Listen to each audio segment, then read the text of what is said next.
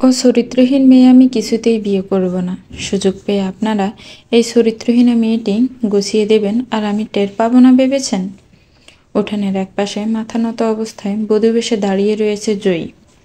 ধরনীর সমস্ত কালো দাগ যেন আজ জোরপূর্বক তার সর্বাঙ্গে মেখে দেওয়া হচ্ছে। এই অপবাদ নিদারুণ, অসহ্যকর, যন্ত্রণার, অসহনীয় বটে। জয়ের বাবা জামশেদ রহমান সোয়াল শক্ত করে বরের দিকে তাকিয়ে রয়েছেন। তার দুই মেয়েকে তিনি দেখে শুনে বড় করেছেন। আজ পর্যন্ত গ্রামের কোনো মানুষ তার মেয়েদের দিকে আঙ্গুল তুলে কিছু বলতে পারেনি।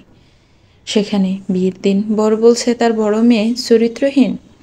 তিনি শিক্ষিত মানুষ, তাই অশিক্ষিতের মতো ব্যবহার তাকে সাজে না।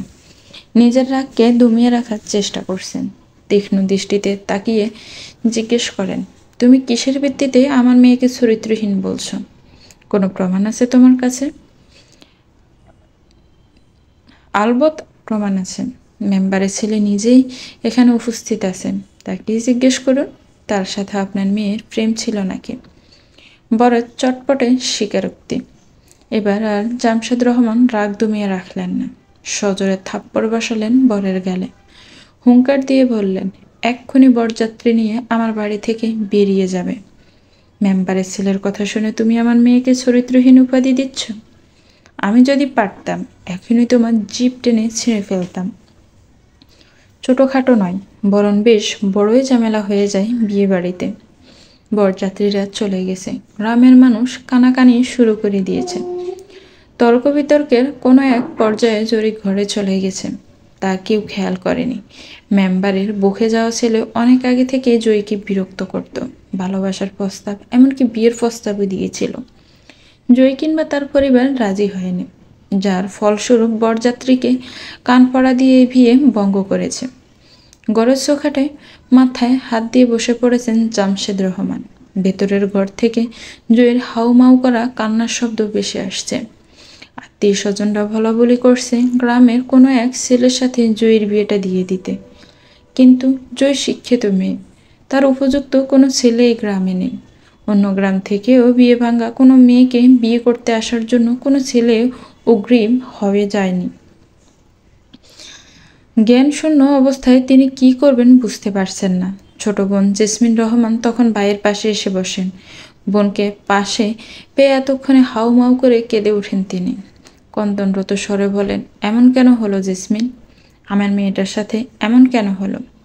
আপনি কাঁদবেন না ভাইজান, জয়ের কিছু হয়নি, বরং যা হয়েছে ভালো হয়েছে। আজ যেটা হলো এটা যদি বিয়ের পর হতো, বিয়ের পর যদি ছেলে বলতো ডিভোর্স দেব, তখন কি হতো বলেন তো? বরং শুকরিয়া আদায় করেন আমাদের মেয়ে বেঁচে গেছে। আল্লাহ যা করেন ভালোর জন্যই করেন। খানিকক্ষণ চুপ করে থেকে বলেন, জয়ের বিয়ে আজই হবে আমার অঙ্কনের সাথে। জামশেদ রহমান যেন আঁতকে উঠলেন। সেই সাথে ভীষণ অবাক হলেন। তিনি বললেন, এসব কি বলিস? অঙ্কন জয়ের চেয়ে 1.5 বছরের ছোট। তাতে কি আপনার বা জয়ের কোনো সমস্যা হবে? সেটা কথা না জেসমিন, অঙ্কন রাজি হবে না। পাঞ্জাবির হাতে চোখ মুছে বললেন তিনি, অঙ্কনকে রাজি করানোর দায়িত্ব আমার। আপনি রাজি নাকি সেটা বলেন। এটা তো আমার ভাগ্য। কিন্তু অঙ্কন, আপনি নিশ্চিন্তে থাকেন। আমার ছেলেকে আমি চিনি। আপনি কাজীকে ডাকেন, আবার আমি আসছি। জয়ীমাকে জড়িয়ে ধরে হাউমাউ করে কাঁদছে। পাশে বসে বোনের পিঠে মাথা রেখে অনবরতভাবে কেঁদে চলেছে ত্রয়ীও। ওদেরকে ঘিরে ছোটোখাটো একটা জটলা চারপাশে। অঙ্কনের দৃষ্টি কন্দনন্ত্র তৈরির দিকে নিবদ্ধ। ত্রয়ীকে কাঁদতে দেখে ওর খুব কষ্ট হচ্ছে। সমুদ্রের গর্জনের ন্যায় বুকের মাঝে বিষাদের ঢেউ তুলছে। ইচ্ছে করছে বুকের মাঝে চেপে ধরে বলতে, কাঁদবে না তুমি, তুমি কাঁদলে আমার খুব কষ্ট হয় জানো না। কিন্তু এতগুলো মানুষের সামনে সেটা কখনো সম্ভব নয়, এমনকি আড়ালেও না। কারণ ত্রয়ীর প্রতি তার ভালোবাসা একপাক্ষিক। এখনো মনের কথাটি ওকে জানানো হয়নি।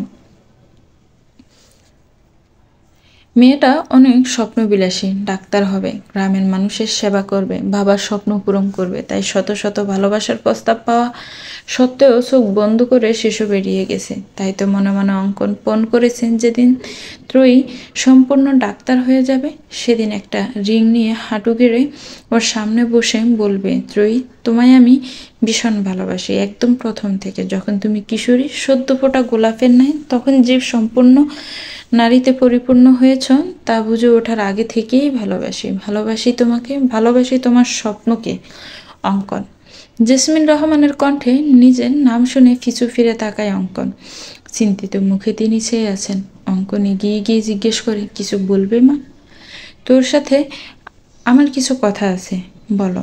এদিকে আয়। অঙ্কন জেসমিন রহমানের সঙ্গে পাশের রুমে যায়। তিনি কোনো রকম বনিতা ছাড়াই বললেন, তুই জয়ীকে বিয়ে করবি? অঙ্কনের মনে হলো ধরনীর সুদীর্ঘ অম্বর তার মাথার ওপর আছড়ে পড়েছে। মা, এসব কি বলছো? সে কি মস্করা করছে? জেসমিন রহমানের সঙ্গে অঙ্কনের সম্পর্ক বন্ধুর মতোই, তবে মস্করা করার মতো সম্পর্ক এবং সিচুয়েশন কোনোটাই এখন নেই। সে তৎক্ষণাৎ কিছু বলতেও পারল না। ছেলেকে চুপ থাকতে দেখে তিনি জিজ্ঞেস করলেন, কিরে, চুপ করে আছিস কেন? করবি না বিয়ে? মা, তুমি কি পাগল হয়ে গেছো? জয়ী আর আমি? উদ্ভ্রান্তের মতো বলল অঙ্কন। হ্যাঁ, জয়ী আর তুই। সমস্যা কি? সমস্যা আছে মা, জয়ী আমার বয়সে বড়, অনেকটা সমবয়সী বলে নাম ধরেই ডাকি। তার মানে এই তো নয় যে বিয়ে করব। পরিস্থিতিটা বোঝার চেষ্টা কর বাবা। এই মুহূর্তে আর কোনো যোগ্য ছেলে নেই যে জয়ীকে বিয়ে করবে। ভাইজানের অবস্থা খুব খারাপ। তুই তো জয়ীকে চিনিস, শান্ত গোছের মেয়ে। এত বড় একটা কষ্ট সহ্য করতে না পেরে যদি উল্টাপাল্টা কিছু করে বসে, তুই আর অমত করিস না বাবা। সম্ভব না মা, সম্ভব না, কোনোভাবেই সম্ভব না। আমি জয়ীকে কখনোই ওই চোখে দেখিনি। ওকে বিয়ে করা, সংসার করা হবে না আমার দ্বারা। সব হবে, মানিয়ে নিলেই সম্ভব। তুই কি চাস তোর মামার এই বয়সে কিছু হোক, অথবা জয়ী উল্টাপাল্টা কিছু করুক? এখানে তুই আমায় কেন টানছ? এই বিয়ে ভাঙার পেছনে আমার তো কোনো হাত নেই। আমি জানি সেটা, সবাই তো ভাঙতেই জানে। তুই না হয় ঘুরিয়ে দিলি। দন্ত দ্বারা নিচের ঠোঁট চেপে ধরে অন্যদিকে ঘুরে দাঁড়ায় অঙ্কন। সে চেয়েছিল ত্রয়ীকে ভালোবাসার কথাটা চেপে যাবে, কিন্তু এখন মনে হচ্ছে বলে দেওয়াই উত্তম। তাই আর কোনো কিছু না ভেবে বলে ফেলল, আমি ত্রয়ীকে ভালোবাসি মা। জেসমিন রহমান চমকে ওঠেন। একই বাড়িতে থাকে ওরা, ডাক্তারি পড়াশোনার জন্য ত্রয়ীও ওদের সঙ্গে থাকে, অথচ এমন কোনো কিছুই তিনি দেখেননি। ত্রয়ী তোকে ভালোবাসে? জিজ্ঞেস করেন তিনি। তাকে একই সঙ্গে উপায়রত্বহীন এবং দ্বিধাগ্রস্ত দেখাচ্ছে। অঙ্কের নির্মল কণ্ঠে জানালো, জানি না। আমি যে ওকে ভালোবাসি এটাও ত্রয়ী জানে না। ফোঁস করে একটা নিঃশ্বাস ত্যাগ করলেন তিনি। এতক্ষণে যেন শ্বাসরুদ্ধ হয়েছিল এবং এখন সে নিশ্চিন্ত। তিনি বললেন, বেশ, যেটা জানে না সেটা অজানাই থাক। জয়ীর জন্য ছেলের অভাব হবে না, এমনও না যে তোদের সম্পর্ক আছে, কিন্তু এই মুহূর্তে তুই জয়ীর পাশে তোকে প্রয়োজন। নিজের মাকে যেন অচেনা লাগছে অঙ্কনের। ছেলের ভালোবাসার মূল্যও নেই তার কাছে। অঙ্কন অসহায় দৃষ্টিতে তাকিয়ে বলে, সব জেনেও তুমি এ কথা বলছো মা? তিনি কঠোর সুরে বললেন, আজ পর্যন্ত আমি তোমার কাছে কিচ্ছু চাইনি। আজ চাচ্ছি এবং আদেশ করছি, তুমি জয়ীকে বিয়ে করবে। আমি মা হয়ে তোমাকে আদেশ করছি, শুনেছ তুমি? মায়ের দিকে স্তব্ধ হয়ে তাকিয়ে থাকা ছাড়া আর কিছুই বলতে পারছে না অঙ্কন। চারিদিকে সব কিছুই মরুভূমি মনে হচ্ছে, আর সে তৃষ্ণার্ত এক পথিক। তখন দরজার পাশ থেকে তৈরির গলা শোনা যায়, ফুপি, আব্বু ডাকছে তোমায়, কাজে চলে এসেছে। তৈরির কণ্ঠস্বর অঙ্কনের বুকের তীরের মতন ফলার মতো বিদে। কি ভারী সেই যন্ত্রণা, কি বিস্ময় সেই যন্ত্রণার জ্বালা। কিভাবে সে ত্রয়ীকে রেখে জয়ীকে বিয়ে করবে? কিভাবে সে মায়ের অবাধ্য হবে? সে মায়ের আদেশ পূরণ করবে নাকি ভালোবাসা বিসর্জন দিবে? জেসমিন রহমান চলে যাওয়ার পর ত্রয়ী শান্ত ভঙ্গিতে তাকায় অঙ্কনের দিকে।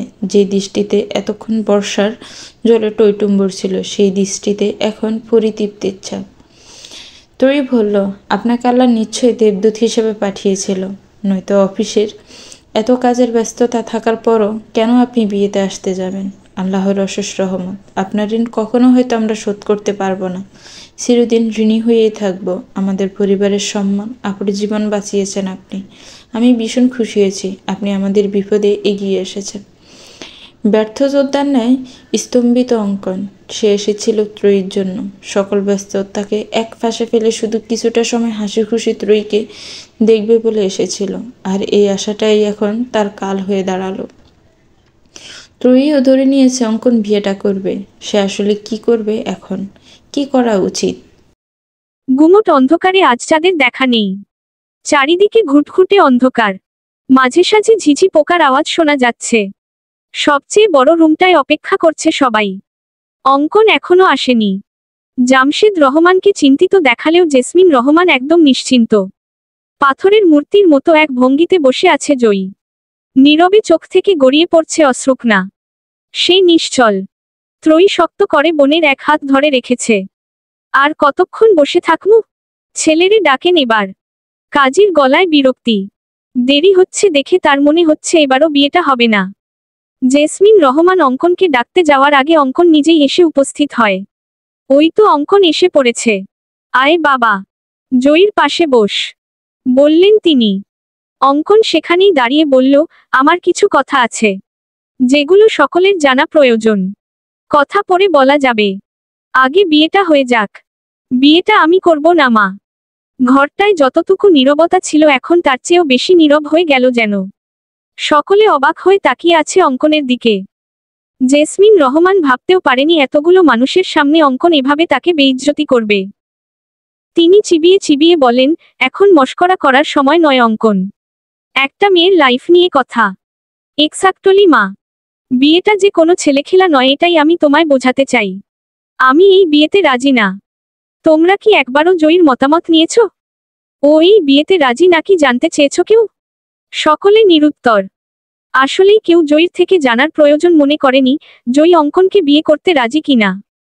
সকলে তাড়াহুড়ায় আছে জয়ীকে পাত্রস্থ করার জন্য।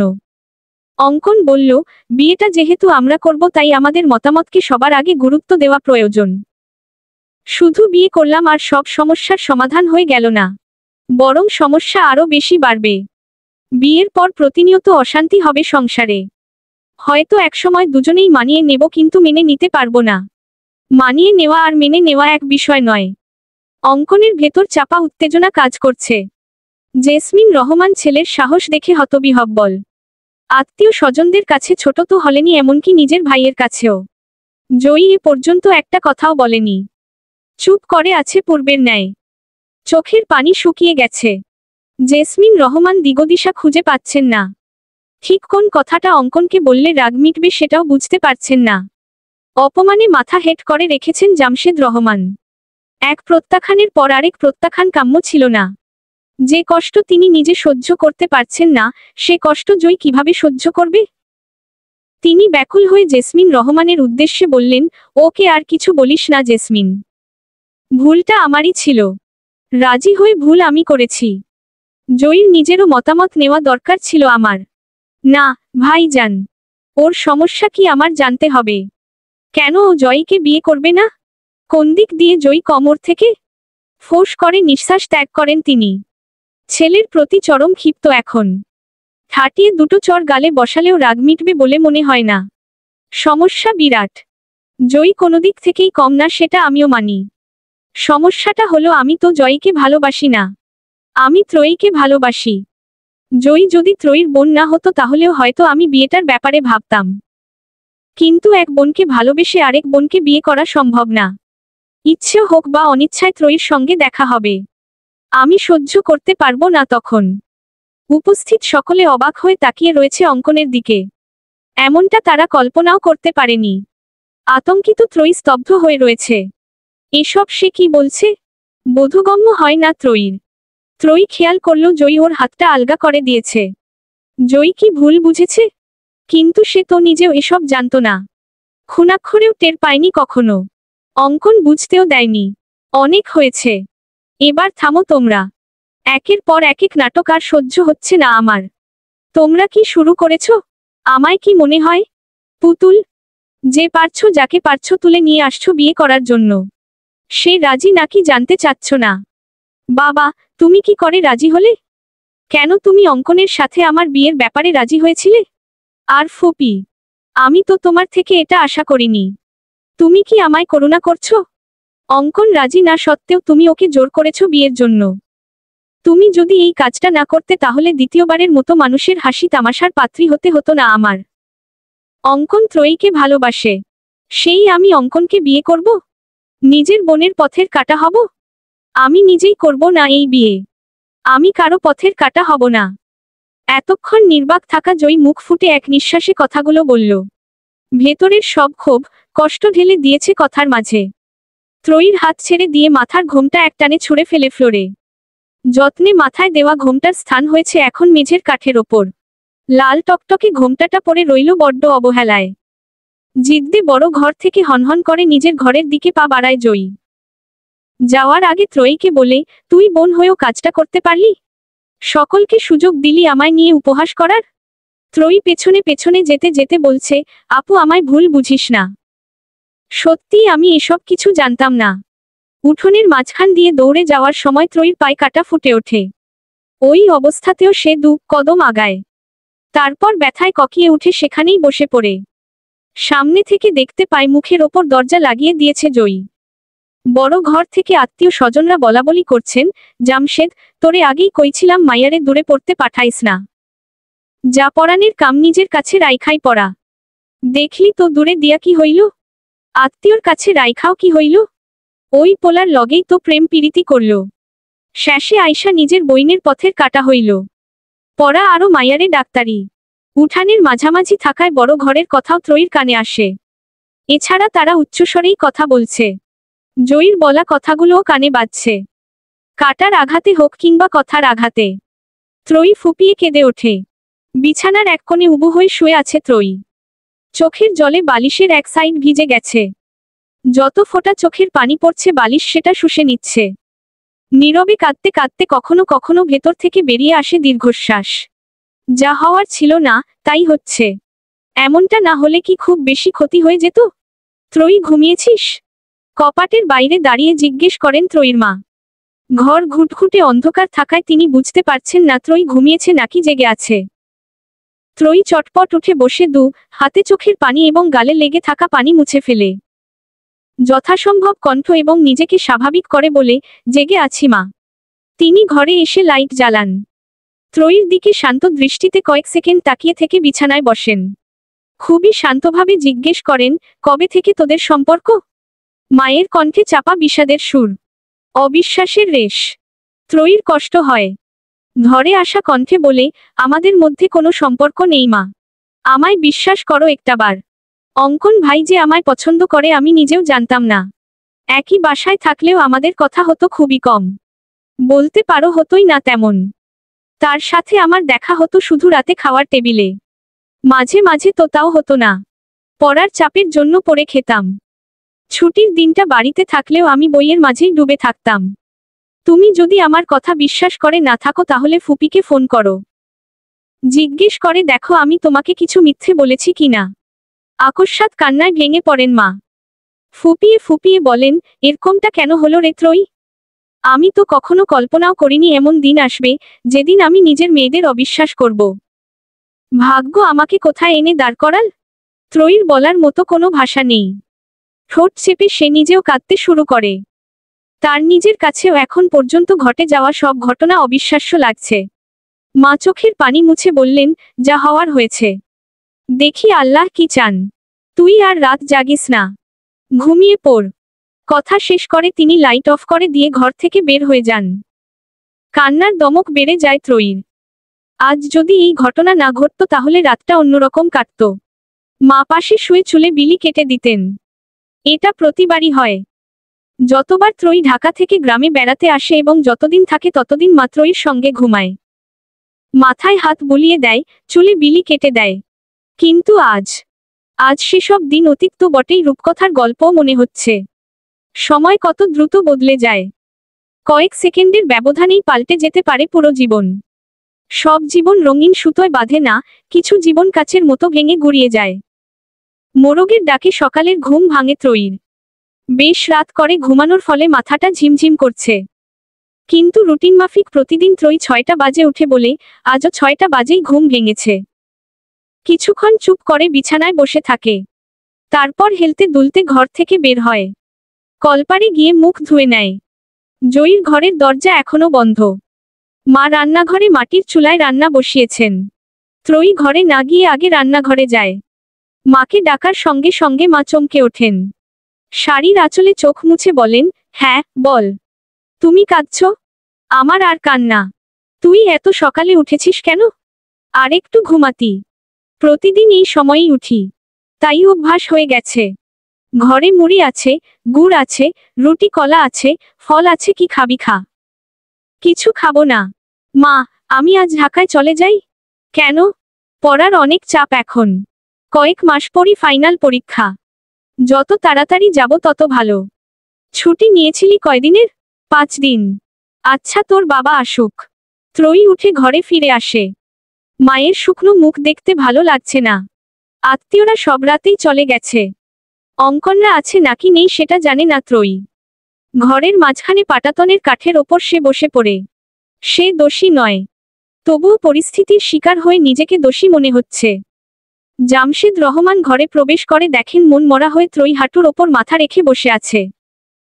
তিনি ছোট ছোট কদমে এগিয়ে গিয়ে ত্রয়ীর পাশে বসেন। ত্রয়ী এতটাই আনমনা হয়ে চিন্তা ভাবনা করছে যে বাবার উপস্থিতিও টের পায়নি। বাবা ত্রয়ীর মাথায় হাত বুলিয়ে বলেন, সকালে নাস্তা খেয়েছিস মা? চকিতে পাশ ফিরে তাকায় ত্রয়ী। কাল রাতে অঙ্কন যখন সবার সামনে বলল সে ত্রয়ীকে ভালোবাসে, এরপর আর কথা হয়নি বাবার সাথে। তার ধারণা ছিল অন্য সবার মতো বাবাও বোধ হয় ত্রয়ীকে ভুল বুঝেছে। কিন্তু বাবার কথাবার্তা খুব স্বাভাবিক। চোখের চাউনি শান্ত, স্থির। বিস্মিত হওয়ায় তৎক্ষণাৎ মুখ ফুটে ত্রয়ী কিছু বলতেও পারল না।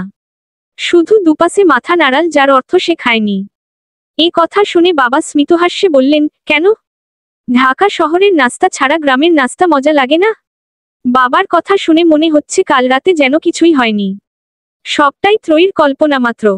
আসলেই কল্পনা, নাকি বাবাই অতি স্বাভাবিক ব্যবহার করছেন? ত্রয়ী এবারও নিশ্চুপ।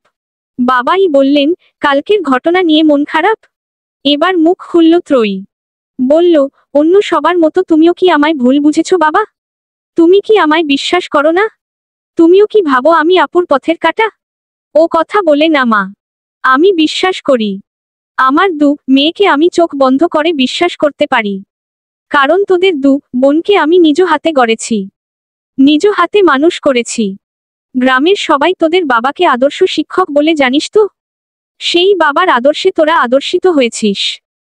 গ্রামের মানুষ, আত্মীয়রা যে যাই বলুক না কেন, আমি তো জানি আমার মেয়েরা কেমন। তাছাড়া আত্মীয়রা যখন উল্টাপাল্টা কথা বলছিল তখন অঙ্কন পরিষ্কারভাবে বলে দিয়েছে সে একপাক্ষিক ভালোবাসে তোকে। তোর সাথে ওর কোনো সম্পর্ক নেই। কিন্তু আপু আমায় ভুল বুঝেছে আব্বু। ওর ধারণা আমি সব জানতাম।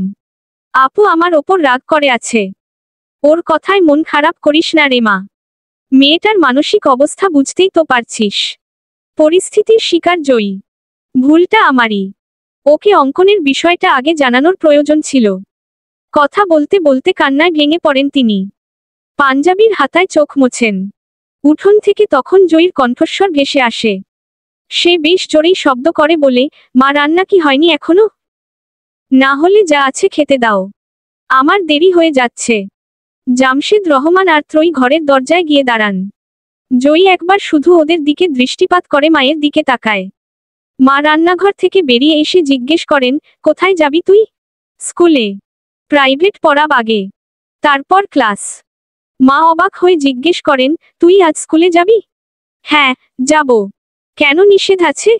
কিছু থাকলে দাও, নয়তো চলে যাই। মা অসহায়ভাবে বাবার দিকে তাকান। বাবা নির্বাক। মা বললেন, ঘরে যা, খাবার দিচ্ছি। জয়ী এমন রুক্ষ মেজাজের ছিল না, তবে রাগী ছিল। ওর এমন পরিবর্তন বাবা মাকে পীড়া দিচ্ছে। কিন্তু তারা বুঝতে পারেন জয়ীর মনের অবস্থা এখন ভীষণ খারাপ। কোনো কাজে এখন বাধা দেওয়া ঠিক হবে না। জয়ীকে ঘরে যাওয়ার জায়গা করে ত্রয়ী সরে দাঁড়ায়। জয়ী হাই স্কুলের টিচার। ছাত্র ছাত্রী যারা জয়ীর কাছে প্রাইভেট পড়ে ওদের মেসেজ করে জানিয়েছে আজ যেন প্রাইভেট পড়তে আসে। ওদের মধ্যে কেউ কেউ পরিবারসহ জয়ীর বিয়েতে এসেছিল। তাই ওদের জানা রাতে কি হয়েছিল। এরপর আজ হুট করে প্রাইভেট। সবাই এত এত অবাক হয়েছে যে উন্মুখ হয়ে বসে আছে জয়ীর আসার। জয়ী আসামাত্র সকলে উঠে দাঁড়ায়। জয়ীর মুখ থমথমে, গম্ভীর। ছাত্র ছাত্রীর সঙ্গে জয়ী সবসময় হেসে হেসে কথা বলে, দুষ্টুমি করে, কিন্তু ওই জয়ীর সাথে আজ এই জয়ীর মিল নেই বললেই চলে। জয়ী চুপচাপ বসে থাকে কিছুক্ষণ, তারপর বলে যেটা পড়া ছিল এইটা যেন লিখে। সে মাথা নিচু করে বসে থাকলেও বুঝতে পারে ওরা একে অপরের দিকে চাওয়াচাওয়ি করছে। কৌতূহল ওদের সবার মাঝে। ক্লাসে প্রবেশ করার আগে ছাত্র ছাত্রীদের কথোপকথন ওর কানে এসেছে। ওদের কথোপকথনের কেন্দ্রবিন্দু ছিল জয়ী। কেউ সহমর্মিতা দেখাচ্ছে তো কেউ করছে করুণা। কেউ কেউ আবার হাস্যরসাত্মক কাহিনী বানাচ্ছে। 1 ঘন্টা প্রাইভেট পড়িয়ে জয়ী টিচার্স রুমে ফিরে আসে। কলিগদের সামনে দাঁড়াতেও তার ভীষণ লজ্জা লাগছে। গতকাল তাদের অনেকেও বিয়েতে উপস্থিত ছিল। জয়ীর মনে হচ্ছে বাড়ির বাইরে বের হয়ে ভুল করেছে। জেদের বশে কাজটা ঠিক হয়নি। নিজেকে স্বাভাবিক রাখার চেষ্টা করছে সে। হ্যান্ডব্যাগ টেবিলের ওপর রেখে একটা চেয়ার টেনে বসে। ছুটি এত তাড়াতাড়ি শেষ ম্যাডাম? আজই চলে আসলেন যে? কথাটা বলল জয়ীর এক কলিগ। সে বিয়েতে যায়নি, তবে মনে হয় না এতক্ষণেও তিনি জানতে পারেনি গতকাল কি হয়েছে। আরেকজন তখন বলল, স্যার বাদ দিন এসব কথা এখন।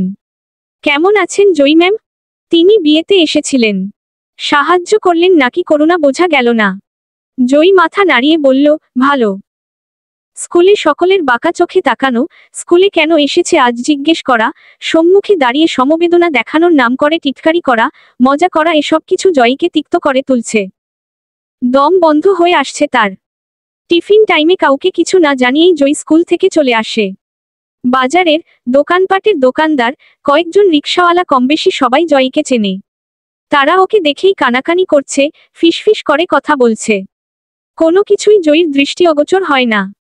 গ্রামের মহিলাগণ তো সরাসরিই ধিক্কার জানাচ্ছে। পুরো রাস্তা এতদিনের পরিচিত মানুষগুলোর অপরিচিত রূপ দেখতে দেখতে এসেছে। সহ্য হচ্ছে না আর। বাড়িতে পৌঁছে দৌড়ে নিজের ঘরে চলে আসে জয়ী। দরজা ভেতর থেকে বন্ধ করে দেয়। বিছানার ওপর দপ করে বসে হাউমাউ করে কান্না শুরু করে। মুখে হাত চেপে ধরে কান্নার শব্দ আটকানোর চেষ্টা করছে। হাতে মাথার চুল মুষ্টিবদ্ধ করে আহাজারি করে কান্না করে। কান্না করতে করতে দম আটকে আসে তার। সে স্বগতোক্তি করে বলে, আল্লাহ, কি দোষ ছিল বলতে পারো? এরা কেন আমায় সুস্থভাবে বাঁচতে দিচ্ছে না? কেন? কান্নার দমক বেড়ে যায় জয়ীর। প্রচণ্ড রাগ, জেদ, ক্ষোভ, বিষাদে চেপে ধরে তাকে।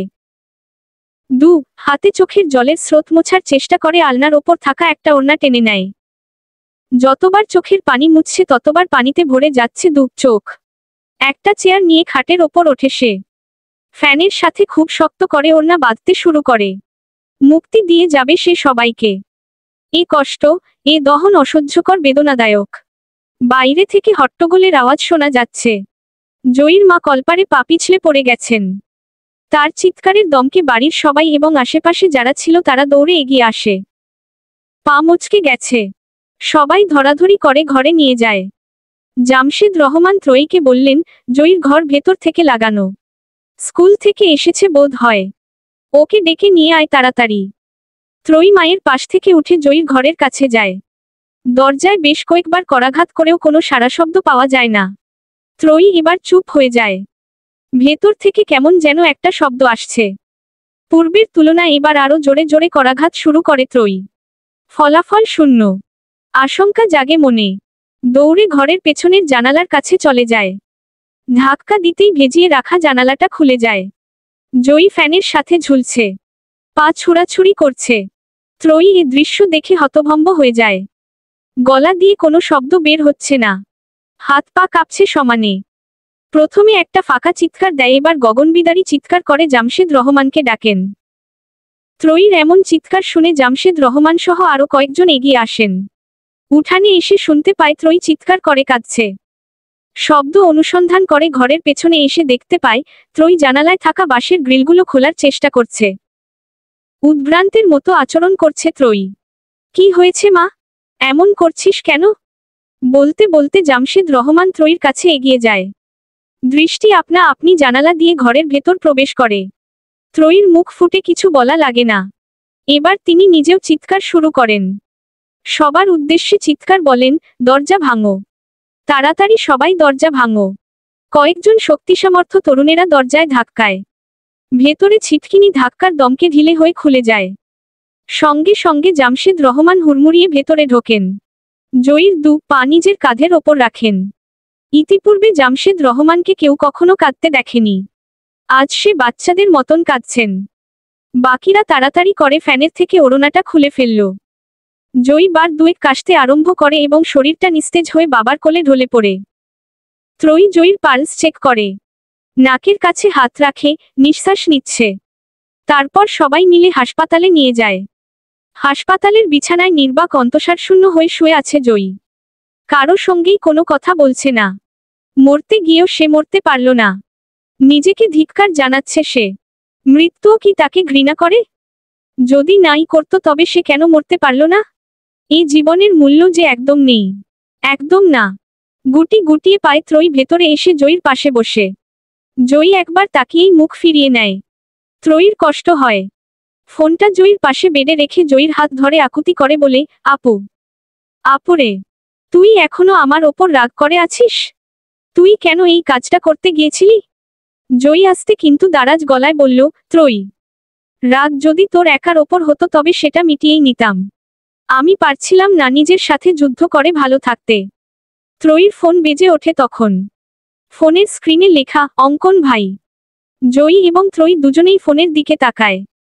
ফোন থেকে দৃষ্টি তুলে জয়ী বাঁকাভাবে ত্রয়ীর দিকে তাকায়। ত্রয়ী ফোন রিসিভ করলে ওপাশ থেকে অঙ্কন জিজ্ঞেস করে, জয়ী এখন কেমন আছে? ভালো। ত্রয়ীর ছোট উত্তর। আমি আসতে চাচ্ছি। কিন্তু জয়ী কি ব্যাপারটা স্বাভাবিকভাবে নেবে? আমায় দেখলে উল্টো রিয়াকশন হবে না? আপনার আসার কোনো প্রয়োজন নেই। কথা বলতে বলতে ত্রয়ী বাইরে যায়। বলল, আপু কোনো রিয়াক্ট না করলেও আপনার আসার প্রয়োজন নেই। যা হয়েছে এতে আপনার দোষ নেই কোথাও।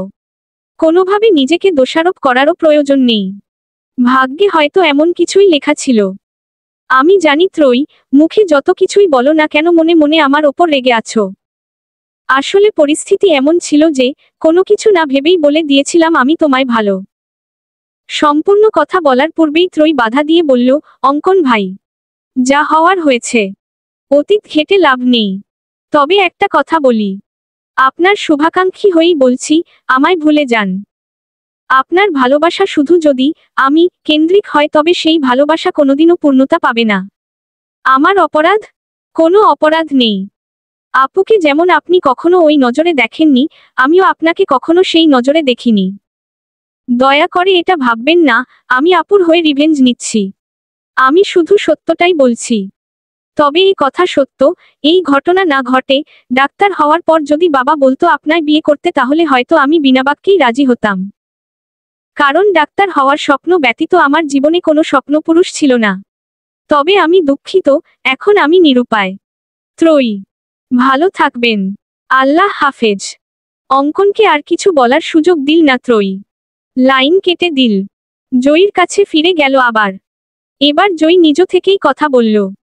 জিজ্ঞেস করল, অঙ্কনের সাথে তোর সম্পর্ক ছিল, আমায় বলিসনি কেন? আমার তার সাথে কেন কোনো ছেলের সাথেই সম্পর্ক ছিল না, নেই। মিথ্যা বলিস না। আমার জন্য ভালোবাসা বিসর্জনও দিস না। আমি এত মহান নই আপু। যদি ভালোইবাসতাম তবে অঙ্কন ভাইয়ের সাথে বাবা তোমার বিয়ে দিতে চায় এটা মেনে নিতাম না। তাহলে বলতে চাচ্ছিস সম্পর্ক ছিল না? না। জয়ী আর কিছু বলল না। ত্রয়ীও না। পরের দিন জয়ীকে হাসপাতাল থেকে বাড়িতে নিয়ে যাওয়া হয়। গ্রামের মানুষের মুখে মুখে এখন শোনা যাচ্ছে আরেক নতুন কাহিনী। চায়ের দোকানে গ্রামের লোক একত্রিত হলেই শোনা যায় কথাগুলো। এই বাড়ির মহিলা ওই বাড়িতে গিয়ে গল্প করছে। সব কথা জয়ী আর ত্রয়ীকে ঘিরে। সবার কথার ধরন, জামশেদ ভাই কত ভালো মানুষ। তার মাইয়া এমন কাম কেমনে করে? আচ্ছা বিয়া না হইছে নাই, এই জন্য ছোট বইনের ভালোবাসার মানুষে পাউনের লেইগা ফাঁসি দিতে হইব? কি ফাঁসি দিল? মরলও তো না। শেষের কথাগুলো সকৌতুকেই বলে মানুষজন। তাদের বিষাক্ত কথার কবল থেকে বাদ পড়ে না ত্রয়ীও। তার চরিত্র তুলেও বলে, মাইয়া মানুষ বানাই ডাক্তার। ডাক্তারি পড়তে তো যায় নাই গেছে ফষ্টি নষ্টি করতে। দেখো গা বিয়াশাদি কতগুলা শহরে করছে। দুই মাইয়া লইয়া কত গর্ব করত ছেড়ির মায়ে। এখন কই গেল ওই গর্ব? দিল না চুনকালি মাইখা? এসব কথাবার্তাই এক মুখ থেকে আরেক মুখে যায়।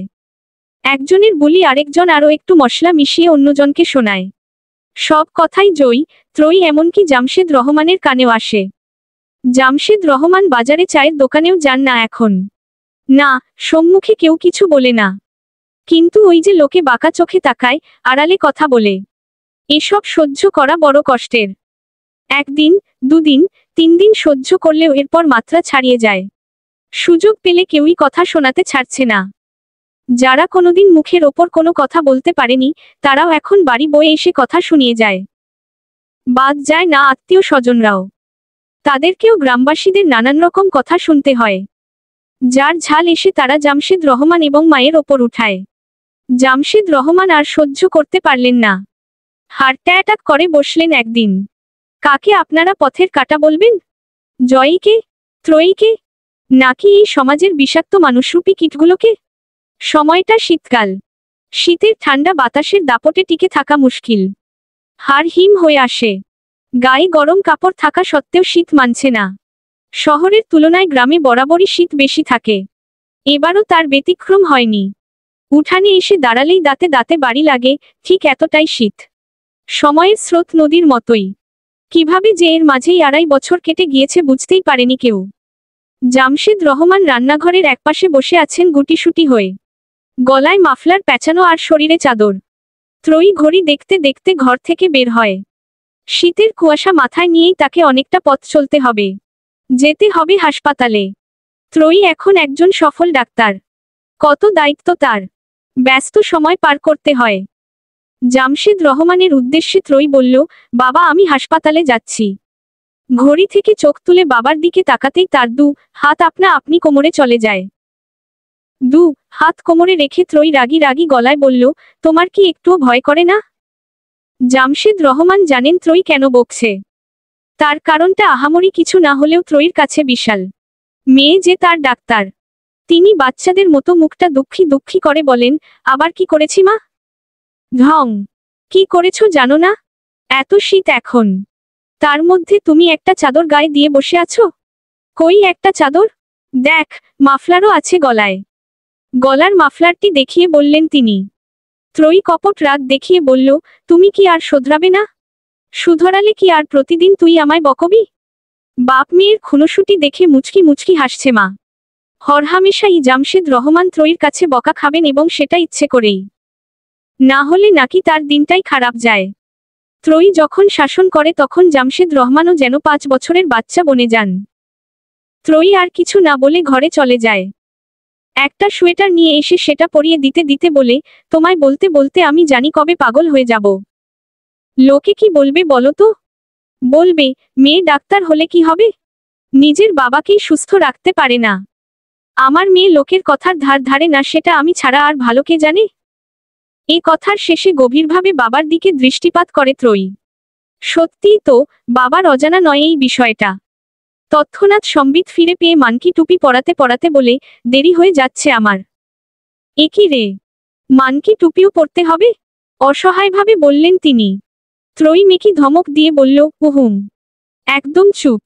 কোনো টাল বাহানা করলে চলবে না। মানকি টুপি পরলে কানে বাতাস লাগবে না। যথা আজ্ঞা আম্মাজান। এখন আমি আসছি। সাবধানে যাস। আমি কি একটু এগিয়ে দেব? কোনো প্রয়োজন নেই। আচ্ছা।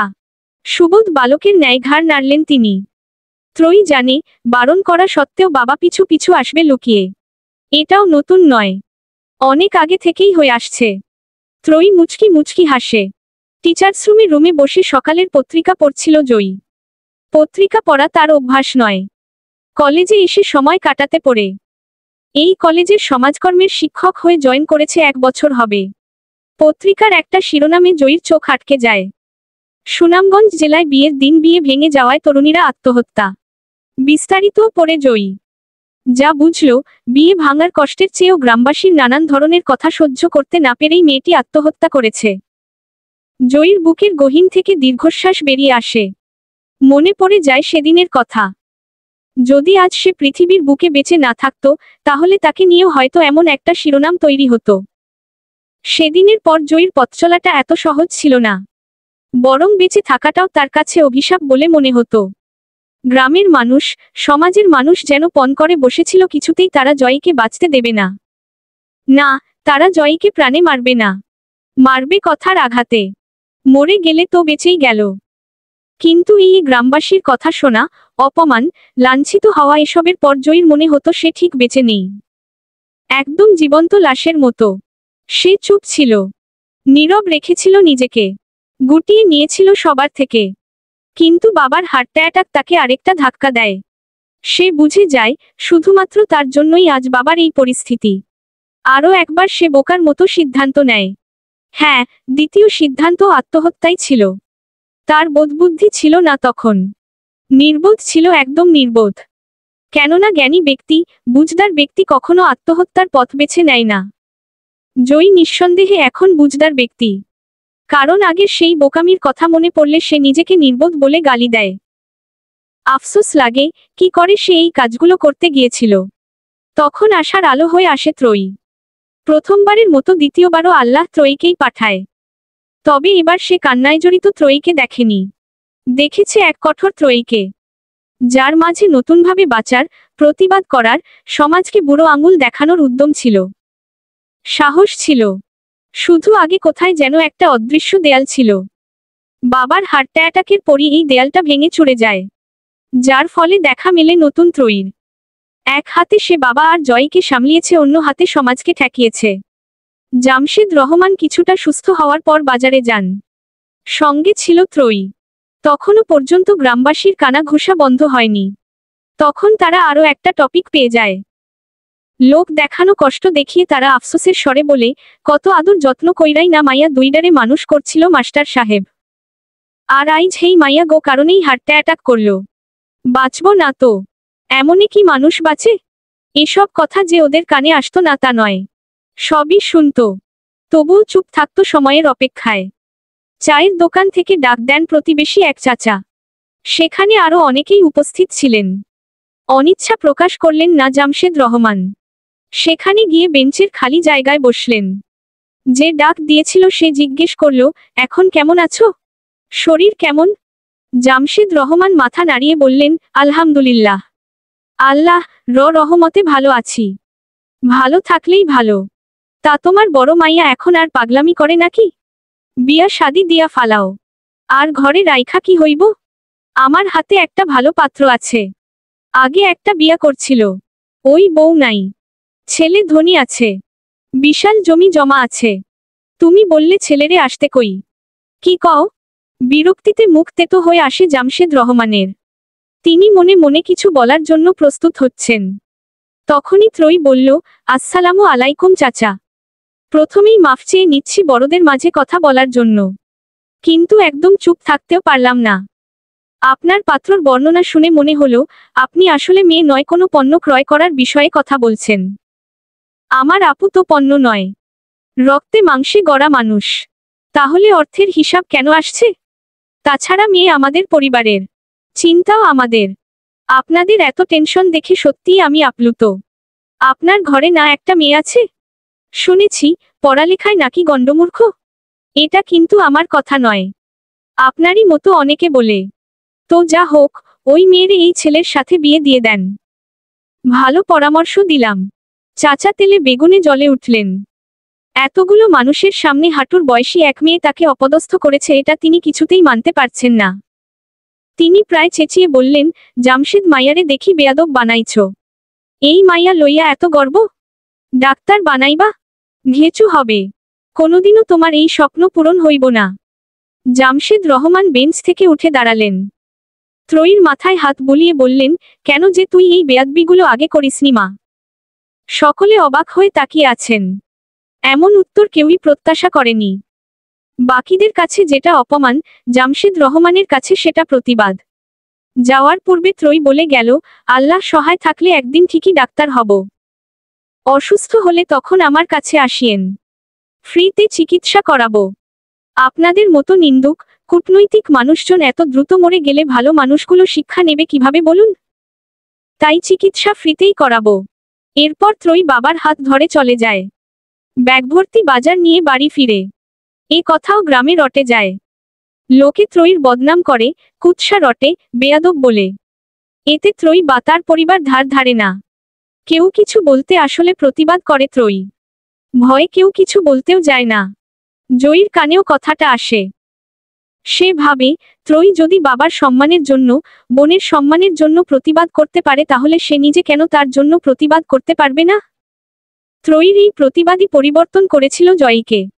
আর জয়ীর পরিবর্তন চুপ করিয়েছে সমাজকে। কারণ জয়ীও কাউকে ছেড়ে কথা বলে না। তখন থেকে সে আবারও স্কুলে যাওয়া শুরু করে। ক্লাস নেয়। কাউকে কানাঘুষা করতে দেখলে সরাসরিই বলতো, এভাবে কানাকানি করে লাভ আছে? বললে জোরেই বলেন, নয়তো বলবেন কই আর সে শুনবে কই। তখন একজনের বদনাম করতে গিয়ে আরেকজনের বদনাম হয়ে যাবে। বাচ্চারা জয়ীর দিকে আর চোখে তাকালে জয়ী সবসময় ওদের বুঝাত। বলতো সত্য মিথ্যা যাচাই করতে। এমনকি এটাও বলতো, কখনো যদি কেউ এমন পরিস্থিতিতে পড়ে তাহলে কখনো যেন জয়ীর মতো সুইসাইড করার মতো সিদ্ধান্ত না নেয়। সংগ্রাম আর প্রতিবাদ করে টিকে থাকার মধ্যেও আত্মতৃপ্তি রয়েছে। কলিগড়া মজার ছলে এসব নিয়ে কথা তুলত। অনেকটা কাটা ঘায়ে নুনের ছিটা দেওয়ার মতো। জয়ীও তাদের সঙ্গে তাল মিলিয়ে হেসে বলতো, তাহলেই আর বলেন স্যার ম্যাম, কি বোকাই না ছিলাম আমি। তারা অপ্রস্তুত হয়ে পড়তেন জয়ীর এমন সহজ স্বাভাবিক ব্যবহারে। যে সহজেই দোষ স্বীকার করে নেয় তাকে দোষ দিয়ে মজা নেই। কাজেই তারাও হতাশ হয়ে কথা বলা বন্ধ করে দিত।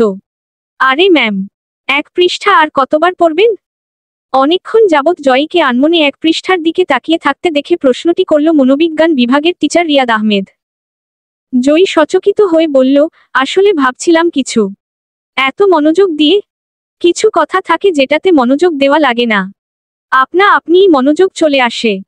এরপর দেয়াল ঘড়ির দিকে তাকিয়ে বলল, আমার ক্লাস আছে এখন, আসছি আমি। জয়ী চলে যাওয়ার পরও রিয়াদ স্যার যেভাবে বসেছিল সেভাবেই বসে আছে। একটুও নড়চড় হয়নি। জয়ীর সম্পর্কে সবটাই জানে সে। সেই সাথে জানে সমাজ আর গ্রামবাসী সম্পর্কে। সত্য মিথ্যাও যাচাই করেছে সে। তার আগে থেকেই একদম প্রথম যেদিন জয়ীকে কলেজে দেখেছিল সেদিন থেকেই আলাদা ভালো লাগা কাজ করত। জয়ীর সম্পর্কে সব জানার পর ভালো লাগাটা আরো বেশি কাজ করা শুরু করেছে। খুব শীঘ্রই সে তার বাবা মাকে জয়ীর বাসায় পাঠাতে চায়। জয়ী রাজি হবে কি? হোক না হোক, প্রস্তাব পাঠাতে তো অসুবিধে নেই। মনে মনে বিয়ের কথা ভেবে মুচকি হাসে সে। পেশেন্ট দেখে নিজের চেম্বারে এসে বসে আছে ত্রয়ী। হাতে একটা বই। অবসর সময়টা সে বই পড়েই কাটায়। বাবার ইচ্ছে উচ্চতর শিক্ষার জন্য ত্রয়ীকে বাইরের দেশে পাঠাবে। ত্রয়ীর অবশ্য মতো নেই। সে বাবা মায়ের সঙ্গে থেকে 2 মুঠো ডাল ভাত খেয়ে শান্তিতে জীবন যাপন করতে চায়। ত্রয়ীর ফোন বাজছে। অঙ্কন ফোন করছে। সকাল থেকেই অনবরত ফোন করে যাচ্ছে। দেখেও ইগনোর করছে ত্রয়ী। ফোন ধরলে নতুন কোনো কথা নেই। ঘুরে ফিরে এক কথা, সে ত্রয়ীকে ভালোবাসে। অঙ্কনের এমন পাগলামো এক মুহূর্তের জন্য হলেও ত্রয়ীকে ভাবিয়ে তোলে। অবসর সময়ে একবার হলেও অঙ্কনের কথা মনে পড়ে।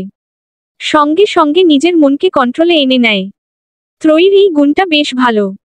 অনবরত বাজতে থাকা ফোনটি এবার রিসিভ করল ত্রয়ী। ওপাশ থেকে করুণ সুরে ভেসে এলো, ওগো ডাক্তারনি, এত ব্যস্ত সময় পার করো যে ফোন ধরারও সময় পাও না। ত্রয়ী নিশ্চুপ। অঙ্কন বলল, মুখে কি কুলু পেটে বসে আছো? কথা বলো না কেন? কি বলবো?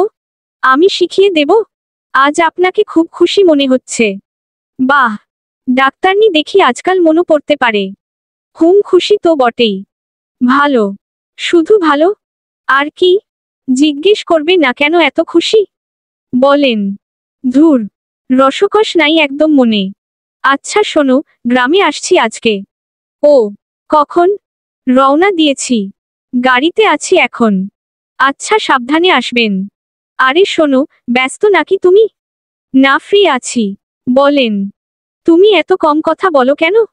বাড়ির ছোট ছেলে মেয়েরা নাকি অনেক চঞ্চল হয়। তুমি এত চুপচাপ স্বভাবের কেন? আমি তো এমনই। ভালো হয়েছে। বিয়ের পর আমি বকবক করব আর তুমি শুনবে। আপনি বেশি বেশি ভাবা শুরু করেছেন। আমি আগেও বলেছি এটা সম্ভব না। চুপ করো তুমি। আগে ভাবতাম না, এখন থেকে ভাববো। তুমি বিয়ে না করে কোথায় যাও এবার দেখব। আমার পক্ষে জয়ী আছে। বুঝলাম না।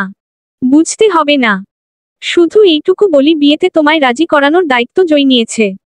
আর জয়ীর ব্যাপারে একটা গোপন খবর জানি আমি। কি গোপন খবর? রিয়াদ নামে কাউকে চেনো? অনেকেই তো আছে এই নামে। তোমার আপুর কলেজের স্যার। ও হ্যাঁ, আপু বলেছিল কয়েকবার। দুজনে তো ডুবে ডুবে জল খাচ্ছিল। আজ আসবে ছেলে তার পরিবার নিয়ে। আপু তো আমায় কিছু বলেনি। বলবে কি? তুমি তো রোবট। ত্রয়ী নিশ্চুপ।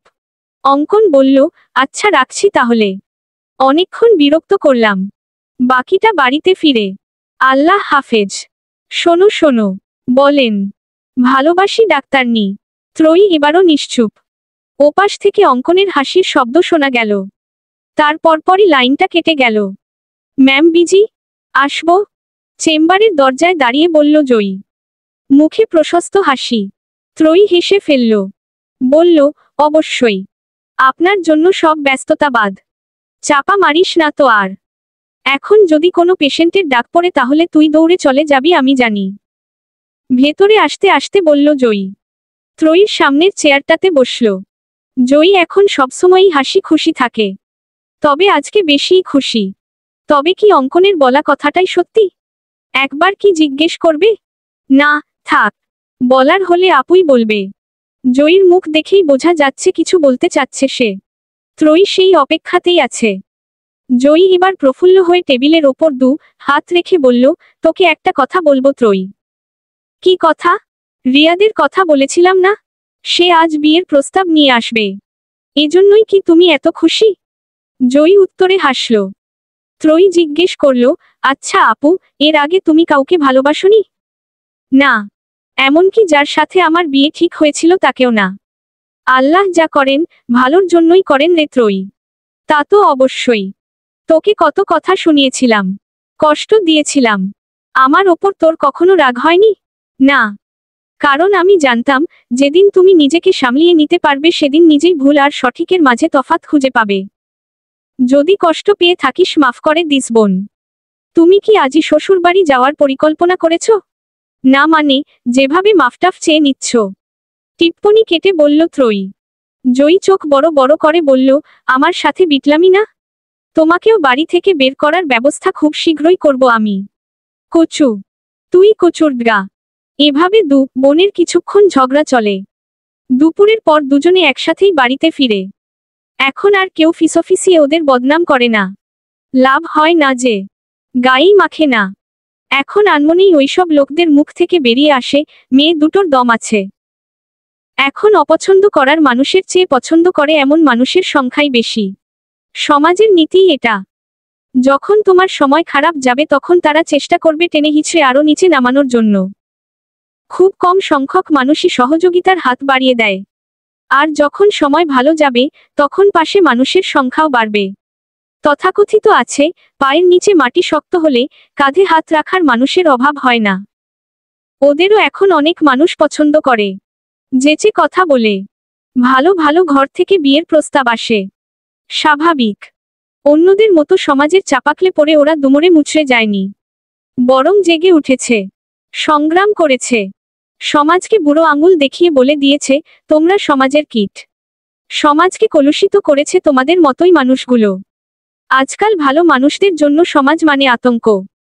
আর এই তোমাদের মতো সমাজে থাকা পথের কাঁটাগুলো উপড়ে ফেলে আমরা সামনে এগিয়ে গিয়েছি। শেষে গল্পের দুটো মেসেজ দিয়ে ইতি টানছি। মেসেজ এক, বিসর্গ, একটা বিয়ে ভাঙা মেয়ে কখনো সমাজের কারো পথের কাটা হয় না, বরং ওই মেয়েটির জীবনে সমাজের কিছু বিকৃত মস্তিষ্কের মানুষই পথের কাটা হয়ে দাঁড়ায়, যা মারিয়ে যাওয়া দুষ্কর। আর যে পারে সে সফল, সে স্বাধীন। মেসেজ 2, বিসর্গ, মেয়ে মানেই বাবা মায়ের পথের কাটা নয়, মেয়ে মানেই সমাজের পথের কাটা নয়, বরঞ্চ সমাজই ভেঙে পড়া একটা মেয়ের পথের কাটা।